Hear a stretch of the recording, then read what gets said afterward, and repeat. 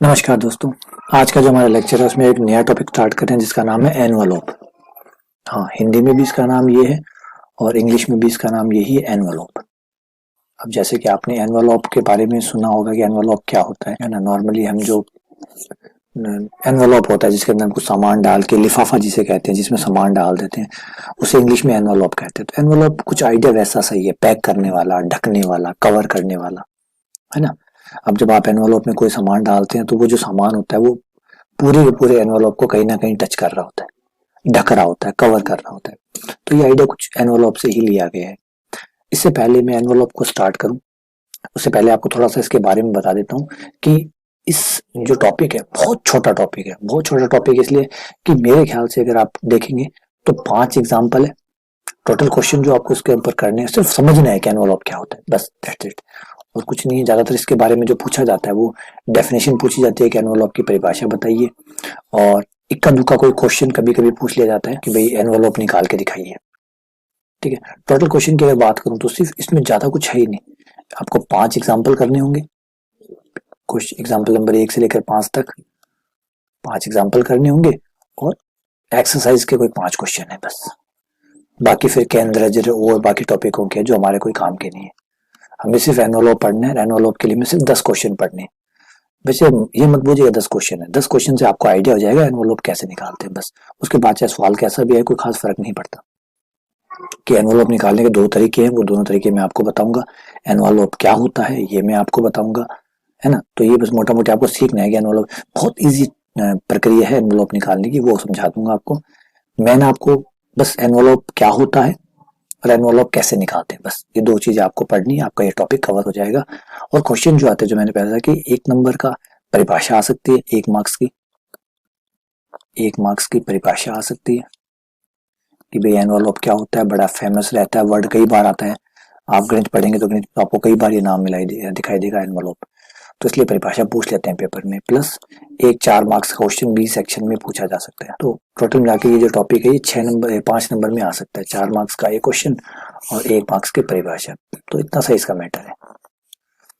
ठीक है, तो चलिए स्टार्ट करते हैं। स्टार्ट करने से पहले एक वर्ड पे आते हैं जिसका नाम है वक्रकुल।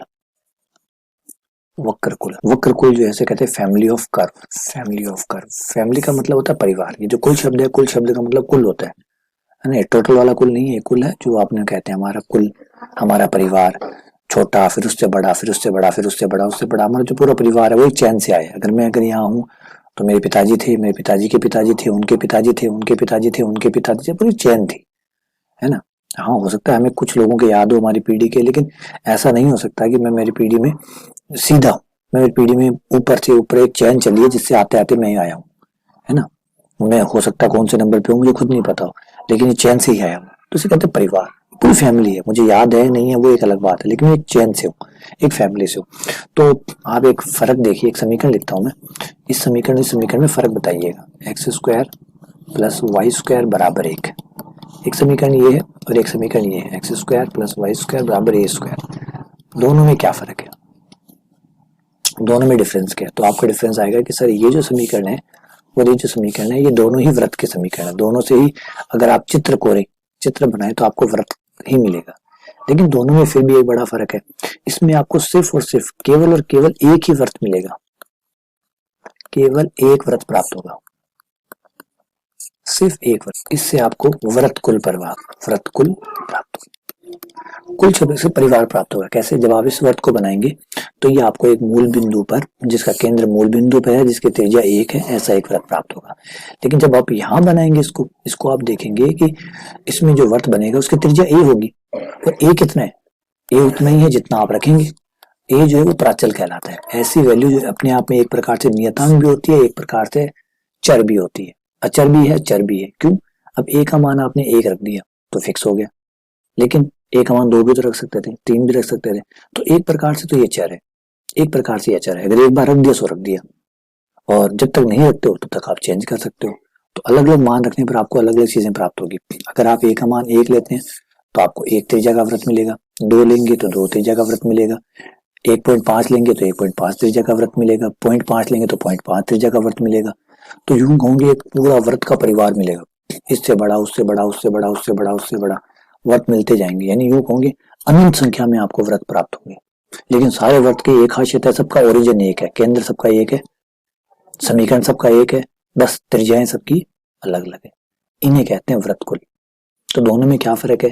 ये जो समीकरण है ये सिर्फ एक्स और वाई पे डिपेंड करता है, मतलब एक्स और वाई जो चर होते हैं उन दो पे डिपेंड करता है। ये प्राचल पे और डिपेंड करता है। जब आपके समीकरण में, जब आपके किसी ज्यामितीय समीकरण के अंदर प्राचल भी विद्यमान हो तो फिर आप उसको वक्र नहीं कह सकते, वो आपको वक्र नहीं मिलता बल्कि एक परिवार मिलता है वक्र कुल, क्योंकि वो प्राचल जो है वो लगातार चेंज होता है, बदलता है, नए नए मान ग्रहण करता है। नए नए मान ग्रहण करने से आपको नई नई आकृतियां प्राप्त होती है, और ये जो नई नई आकृतियां होती है ये पूरा परिवार बना लेती है, पूरी फैमिली बना लेती है। समझ गया बात? ठीक है, तो फिर ये आपको एक अंतर और दिखाता हूँ। मान लीजिए एक समीकरण है आपके, उसके वाई स्क्वायर बराबर 4x, तो आप बोलेंगे सर ये परवलय, वाई स्क्वायर बराबर 4x, सर ये भी परवलय है। दोनों में फर्क क्या है? ये परवलय है, ये परवलय का परिवार है, ये परवलय का कुल है। इसमें सिर्फ और सिर्फ एक परवलय बनेगा, फिक्स एक परवलय, ये बन गया तो अगर ये बन गया। लेकिन यहाँ पे आप हर एक के साथ आपको एक परवलय प्राप्त होगा, हर एक के साथ, कोई छोटा, कोई उससे छोटा, कोई उससे छोटा, कोई उससे बड़ा, और लगातार dash dash dash dash dash कितने बनेंगे? इनफाइनाइट नंबर ऑफ परवलय बनेंगे। तो ये क्या हुआ? वक्र कुल हुआ, परवलय कुल। इससे जैसे वर्त है तो वर्त कुल कह सकते हो, परवलय तो परवलय कुल कह सकते हो। परवलय का एक परिवार प्राप्त हुआ। तो दोनों में आपको डिफरेंस समझ में आ गया होगा कि वक्र और वक्र कुल में क्या होता है। वक्र कुल एक परिवार होता है, और परिवार बनता क्यों है? क्योंकि इसमें प्राचल है। प्राचल अपने अलग अलग मान ग्रहण करता है, हर मान के लिए आकृति अपने आप को दोहराती है, और दोहराती है तो सेम आकृति बार बार रिपीट होती रहती है, जिससे कई आकृतियां दिखने लग जाती है। तो ये पूरा परिवार एक वक्र कुल हो जाता है। ठीक है ना? अब ये जो वक्र कुल होता है ये भाई चमत्कार भी करता है, बड़ा चमत्कार करता है, कई बार हमें बड़ी जबरदस्त चीज दे देता है। चलिए आपको दिखाता हूँ एक। ये जो है ना ये हमें हैरत करता है। कैसे करता है? समीकरण लीजिए, y बराबर mx प्लस 1/m। अब आप कहेंगे सर ये एक रेखा का समीकरण है। मैं कहूंगा बिल्कुल, ये रेखा का समीकरण है, m प्राचल है, m प्राचल है। हर m के लिए ये एक रेखा बनेगी, हर m के लिए। m का मान 1 लीजिए, 2 लीजिए, 3 लीजिए, 4 लीजिए, m का मान रखते जाइए, m का हर मान एक रेखा बनाएगा, या यूं कहूंगे अनंत रेखाएं बनेंगी, बनेंगी। ठीक है, चित्र में चलिए, अब चित्र में देखते हैं इसको, मैं ग्राफ से समझाता हूँ आपको। ये है वो रेखा, ये जो रेड लाइन है ये वो रेखा है। अब मैं इस रेखा को देखिए m के अलग अलग मान रखूंगा। ये समीकरण रहा y बराबर mx प्लस 1/m, और m का मान मैं लगातार चेंज करूंगा। देखिए m का मान -16 से +16 तक लिए, क्योंकि इससे ज्यादा मान भी ले सकता हूँ मैं, लेकिन मैंने इतना लिया, कहीं ना कहीं तो रुकना ही पड़ेगा।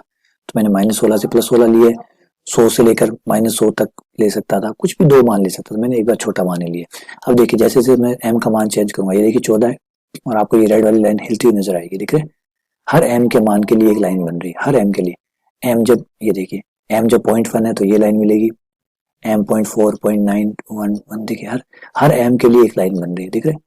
m का मान यदि 8.8 पे ये बनेगा, फिर 9 पे ये बनेगा, फिर 9.2 पे ये बनेगा, 9.5 पे ये, देखिए हर m के मान के लिए ये लाइन हमें प्राप्त होगी। देखिए हर m के लिए, कोई m ऐसा नहीं है जब लाइन प्राप्त ना हो, हर m के लिए हमें एक रेखा प्राप्त होगी। लेकिन इंटरेस्टिंग बात पता है क्या?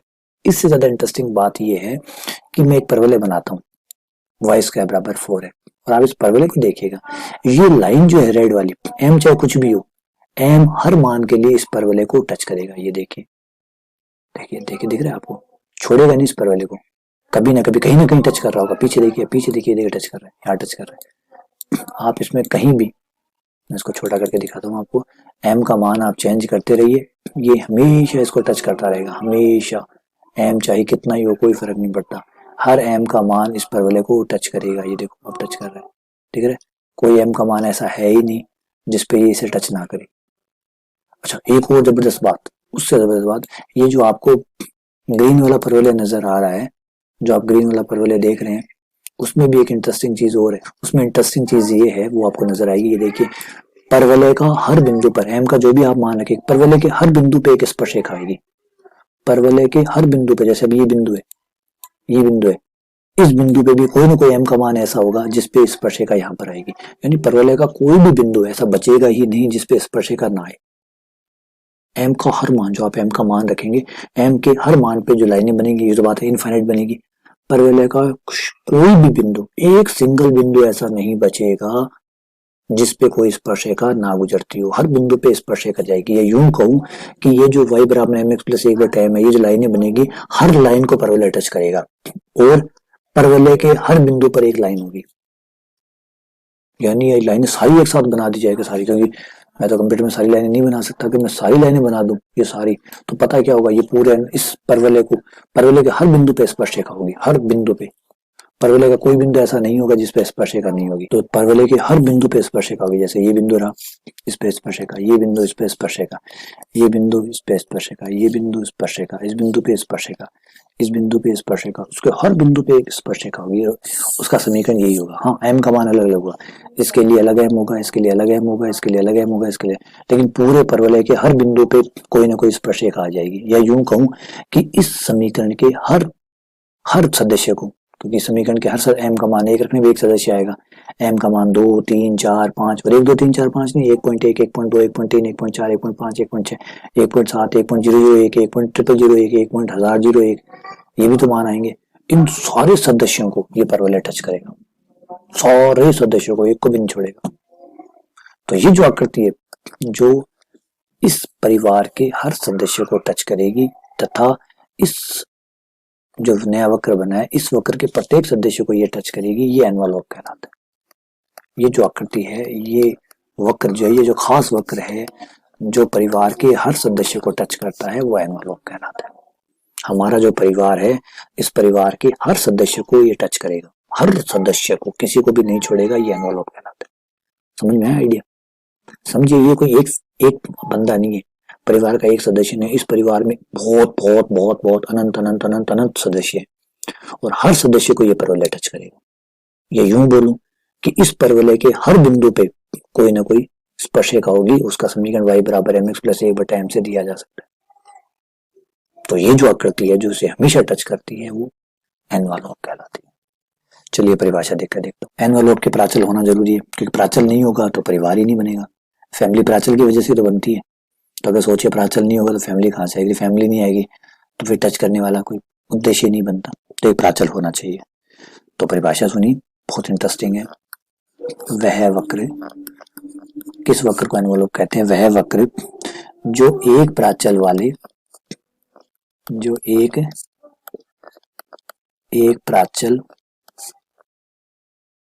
वाले वक्र, ऐसा वक्र जिसमें एक प्राचल हो, एक प्राचल वाले वक्र कुल, उसके परिवार के प्रत्येक सदस्य को स्पर्श करता है तथा उस वक्र मतलब जो एनवलप है, उस वक्र के प्रत्येक बिंदु पर जैसे भी मैंने बताया परवलय के हर बिंदु पर एक स्पर्शरेखा होगी, तो उस वक्र के यानी जो एनवलप है उसके प्रत्येक बिंदु को कुल का कोई ना कोई जो परिवार है, उस परिवार का कोई ना कोई सदस्य स्पर्श करता हो, तो वह वक्र एनवलप कहलाता है। तो वह वक्र एनवलप। तो उम्मीद करता हूँ परिभाषा समझ में आई होगी आपको, नहीं आई है तो दोबारा फिर बात करते हैं। एनवलप क्या है? एक वक्र है। कौन सा वक्र है? जो एक प्राचल वाले वक्र कुल, क्योंकि आपको पता है वक्र तो बन जाएगा लेकिन वक्र कुल बनता है प्राचल की वजह से, प्राचल नहीं है तो कुल कैसे बनेगा? अभी मैंने आपको समीकरण दिखाया था कि जैसे ये वर्त का समीकरण है, ये एक ही वर्त है। परिवार बनने के लिए जरूरी है कि कोई ऐसा सदस्य हो जो परिवार बनाए, जैसे यहाँ ए है, ए परिवार बना रहा है तो प्राचल हुआ ये प्राचल। अब इस परिवार के हर सदस्य को वो वक्र स्पर्श करता हो तथा वो खुद वक्र जो है वो परिवार के किसी न किसी सदस्य द्वारा स्पर्श होता हो। यानी ये जो ग्रीन वाला वक्र है ये व्हाइट वाले हर वक्र को स्पर्श करेगा और व्हाइट वाला हर वक्र इस ग्रीन वाले को स्पर्श करेगा। यानी अब इसमें दोनों फर्क है दोनों बातों में। मैंने कहा कि व्हाइट वाला ग्रीन वाले को स्पर्श करेगा, इसका मतलब जितने व्हाइट वाली लाइनें बनेंगी हर लाइन को ग्रीन वक्र स्पर्श करेगा, लेकिन इसका मतलब ये थोड़ी ग्रीन का मान लीजिए ये पॉइंट खाली रह गया तो ना, ये भी खाली नहीं सकता। ग्रीन के हर बिंदु पे कोई ना कोई इस वक्र का सदस्य स्पर्श करेगा। यानी व्हाइट वाली जितनी भी लाइनें बनेगी सब लाइनों को ग्रीन टच करेगा और ग्रीन जो वक्र बना है उसके हर बिंदु पे एक व्हाइट लाइन होगी, यानी हर बिंदु पर एक व्हाइट लाइन स्पर्श करेगी। इस वक्र को एनवलप कहते हैं। थोड़ा सा टेंस भरी परिभाषा है ये, लेकिन सोचिए क्या आइडिया हम लगा रहे हैं। हम ये कहना एनवलप टच कर रहे हैं, दोनों स्पर्श कर रहे हैं। वक्र की हर स्पर्शिका, वक्र स्पर्शिकाएं बना रहे हैं, हर स्पर्शिका हर एम के साथ एक स्पर्शिका बनेगी, पता नहीं कितनी बनेंगी। हर स्पर्शिका इस वक्र को, उस वक्र को जिसको एनवलप कहने जा रहे हो, अगर एनवलप है तो, नहीं है तो नहीं है तो बात हो रही है ना।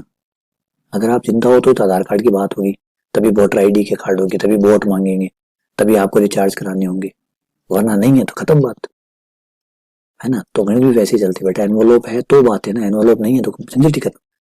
तो हम तो ये थोड़ी कह रहे हैं एनवलप है धिंगाने ले रानू पड़ची ना दिखा मानता है, एनवलप नहीं है तो गोली मार देगा। तो धिंगाना की बात को नहीं, एनवलप अगर है तो ही चर्चा है। अगर एनवलप है इसका मतलब ऐसा एक वक्र है जिसे कुल का हर सदस्य टच कर रहा है, तथा जो कुल के हर सदस्य को टच कर रहा है, तथा उसके प्रत्येक बिंदु पर कुल का कोई ना कोई सदस्य छू के गुजरता है, टच करके गुजरता है। वो कुल के हर सदस्य को टच करता है और कुल का कोई ना कोई सदस्य उसे हर बिंदु पे टच करता है। इसे एनवलप कहते हैं। थोड़ा आया समझ में? चलिए अब बात आती है कि एनवलप निकलेगा कैसे, हमें पता कैसे चलेगा। यहाँ तो मैंने जैसे चित्र बना के दिखा दिया, क्वेश्चन तो जो बना है, जो पैदा हुआ है वो ये हुआ है कि सर अगर y बराबर एम एक्स प्लस ए बटा एम, तो हमें पता कैसे चलेगा कि इस वक्र का एनवलप कौन है। कैसे निकालेंगे कि इस वक्र को कौन टच करने वाला है, कौन सा ऐसा वक्र है जो इसके प्रत्येक वक्र को टच करेगा, प्रत्येक सदस्य को टच करेगा, ये पता कैसे चलेगा। तो इसका जवाब है कि आपको दो तरीके से आप पता कर सकते हैं। एक तो हो सकता है आंशिक अवकलन आपकी मदद करेगी, आंशिक अवकलन। नंबर 2, अगर द्विघात समीकरण आपकी बन जाए, अगर द्विघात समीकरण बन रही है तो उसमें भी एक तरीका है जिससे आप एनवलप याद कर सकते हैं। तो एनवलप याद करने के लिए दो विधियां हैं। सबसे पहली तो है आंशिक अवकलन के द्वारा, दूसरी है हमारी द्विघात समीकरण की सहायता से। ये दोनों ही विधियां कारगर है। एक ही सवाल पे दो विधियां भी लग सकती है, दोनों लग सकती है, किसी पे एक लगती है, किसी पे दूसरी लगती है, और कोई सवाल ऐसा भी होता है जिसमें दोनों लग जाती है। बस आपको थोड़ा समझना होगा कि आंशिक अवकलन वाली कब लगेगी, द्विघात समीकरण वाली कब लगेगी। लेकिन पहले तो आपको सीखना होगा कि आंशिक अवकलन वाली विधि क्या है और द्विघात समीकरण वाली विधि क्या है। एक बार मैं विधि को आगे बढ़ाने से पहले आपको याद दिला दूं कि ये जो एनवलप वाला टॉपिक पढ़ रहे हैं बेटा, टेंस मत होइएगा, स्ट्रेस मत लीजिएगा, ये टॉपिक बहुत छोटा सा टॉपिक है। अब आप कहोगे किताब में तो सर ए प्रश्नावली भी है, बी भी है, सी भी है। किताब में ए नहीं, किताब में 50 प्रश्नावलियां होंगी, उससे आप टेंशन मत लीजिए। हमें हमारा सिलेबस जो है यूनिवर्सिटी जो बताया गया है उस सिलेबस के अकॉर्डिंग पढ़ना होता है। यूनिवर्सिटी ने नहीं कहा कि ये वाली किताब पढ़ो या वो वाली किताब पढ़ो या वो वाली किताब पढ़ो। यूनिवर्सिटी का साफ साफ कहना है कि जो सिलेबस में मैंने नाम लिखा है वो पढ़ो। यूनिवर्सिटी ने सिलेबस में लिख दिया एनवलप, तो आपको एनवलप पढ़ना है। अब एनवलप में आप क्या पढ़ेंगे, एक बात एनवलप क्या होता है, नंबर 2 एनवलप कैसे निकालते हैं, बात खत्म बस।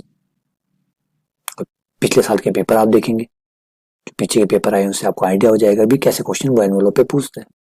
तो एनवलप पे पहली बात तो क्वेश्चन आएगा नहीं आएगा इसकी कोई गारंटी नहीं है, लेकिन फिर भी हम एक रिस्क नहीं लेना चाहते इसलिए पढ़ लेते हैं। तो इसमें हमको सिर्फ दो बातें पढ़नी है, एनवलप क्या है मैंने समझा दिया, अब एनवलप निकालते कैसे हैं ये समझाना है, और फिर इस पे कुछ प्रैक्टिस के क्वेश्चन करवा दूंगा तो आपको आइडिया हो जाएगा कि एनवलप कैसे ज्ञात करते हैं। उम्मीद करता हूँ कि ये सारी बातें मेरी आपको अच्छे से समझ में आ गई होगी। बेटा डाउट पूछिए, डाउट लाइए आप, अगर आपको कोई प्रॉब्लम है तो बताइए मुझे, व्हाट्सअप कर दीजिए, मैं आपको आंसर भेजूंगा जैसे ही टाइम मिलेगा।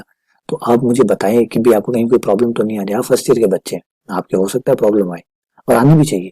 अगर प्रॉब्लम नहीं आ रही तो इसका मतलब थोड़ा डाउट भी लगता है कि आप पढ़ रहे हैं या नहीं पढ़ रहे। तो आप पढ़ रहे हैं तो डाउट आएंगे, और अच्छी डाउट लाइए। किसी आदमी को उसके उत्तर से नहीं जाना जाता, उसके पूछे गए प्रश्नों से जाना जाता है। सुकरात जो थे वो हमेशा कहते थे कि किसी भी आदमी को अगर आपको जज करना है तो वो क्या उत्तर दे रहा है उससे नहीं, बल्कि वो कैसे क्वेश्चन पूछ रहा है। क्योंकि क्वेश्चन का लेवल, उसको जो क्वेश्चन पूछ रहा है उसके लेवल से पता चलेगा कि वो कितना गहरा सोच सकता है। हल्के क्वेश्चन पूछ रहे हैं इसका मतलब उसका दिमाग हल्का है, गहरे क्वेश्चन पूछ रहा है तो वो गहरा। तो सोचिए, हर कोई क्वेश्चन पूछ सकता है कि अच्छे क्वेश्चन हर कोई नहीं पूछ सकता। आंसर तो सबको देना आता है, पढ़ा हुआ है हर कोई आंसर देख लेगा, वो रटा हुआ आंसर बोल देगा, किसी दूसरी किताब में से पढ़ के रट के आंसर बोल देगा। लेकिन प्रश्न कोई बुक नहीं है, किसी बुक में प्रश्न नहीं मिलते, क्वेश्चन आपको खुद बनाने पड़ते। तो कौन कैसे क्वेश्चन पूछता है, इसलिए ज्यादा से ज्यादा क्वेश्चन पूछें। इंटेलिजेंसी का प्रमाण है ये कि आप क्वेश्चन पूछ रहे हैं। ठीक है, चलिए एनवलप को एक बार मैं यहीं खत्म करता हूँ। अगले लेक्चर में मैं आपको विधियां बताऊंगा कि एनवलप हम कैसे ज्ञात कर सकते हैं। बहुत बहुत धन्यवाद, शुक्रिया।